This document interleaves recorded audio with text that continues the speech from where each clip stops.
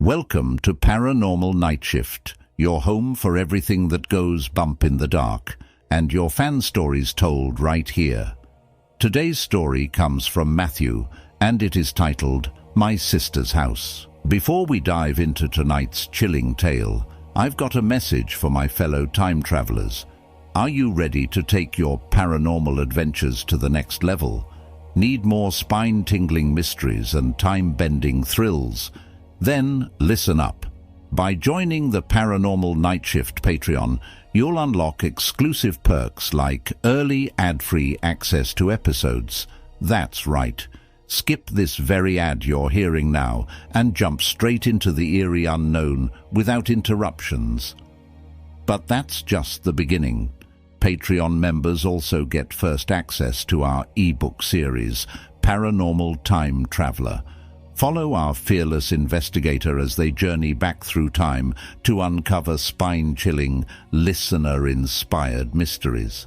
It's a supernatural adventure inspired by you, our amazing night shifters.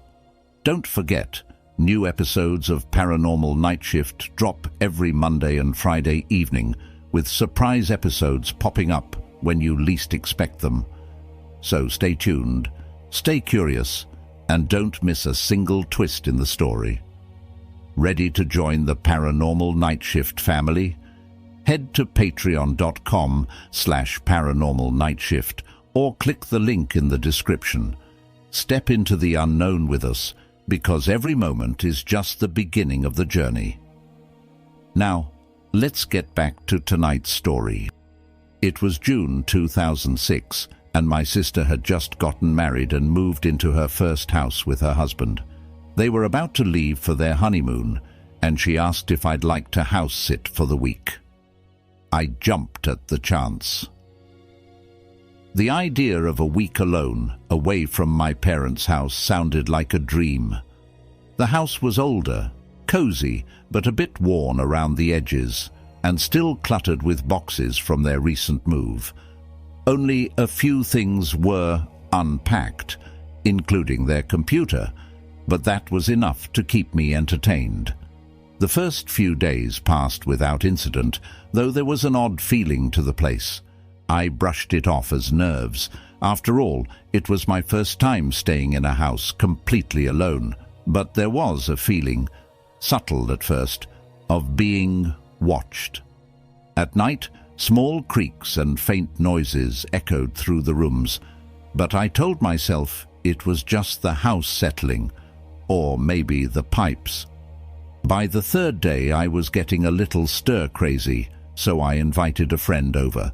We spent the afternoon hanging out, chatting, and eventually decided to set up a Facebook account for me. It was 2006 after all, and I was overdue to join in. At one point, he excused himself to use the bathroom. A few minutes later, he returned with a strange expression on his face. "Hey, did you just walk past the bathroom?" "No," I replied, frowning. "Why?" He looked unsettled, glancing back toward the hallway.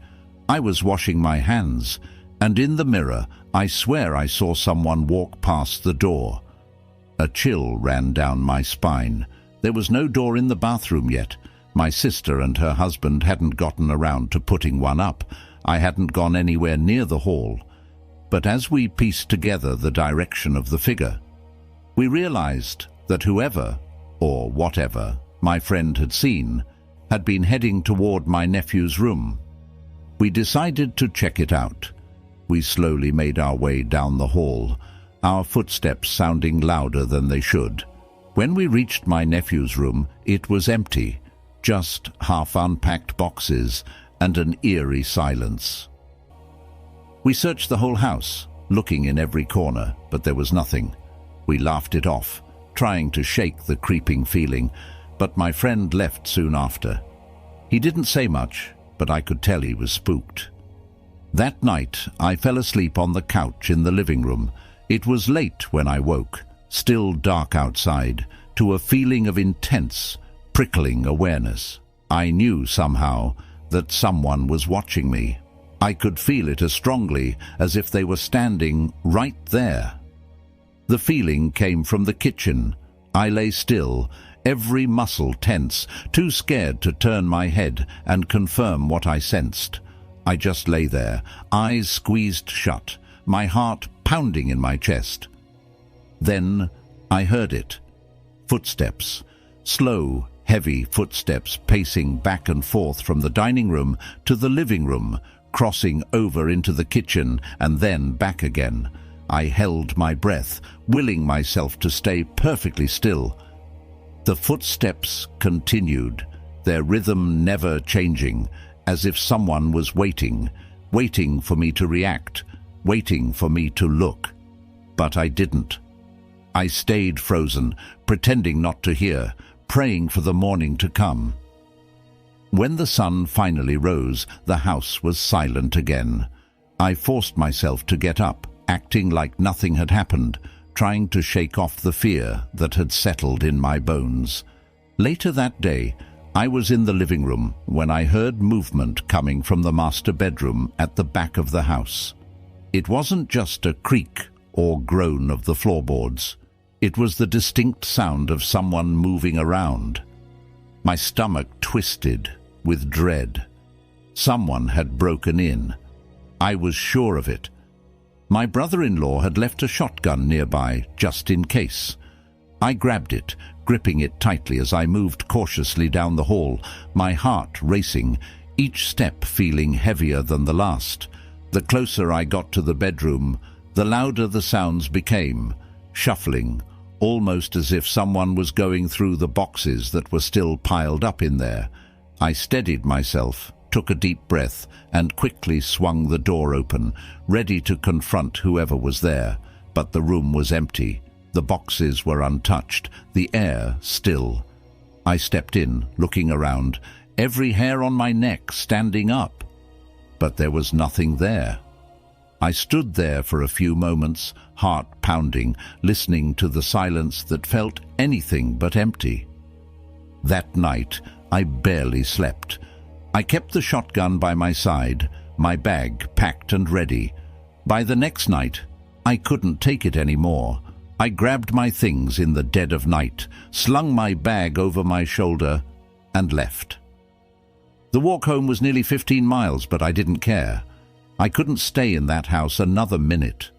I walked through the quiet, dark streets, every step a little lighter, as I put distance between myself and that house.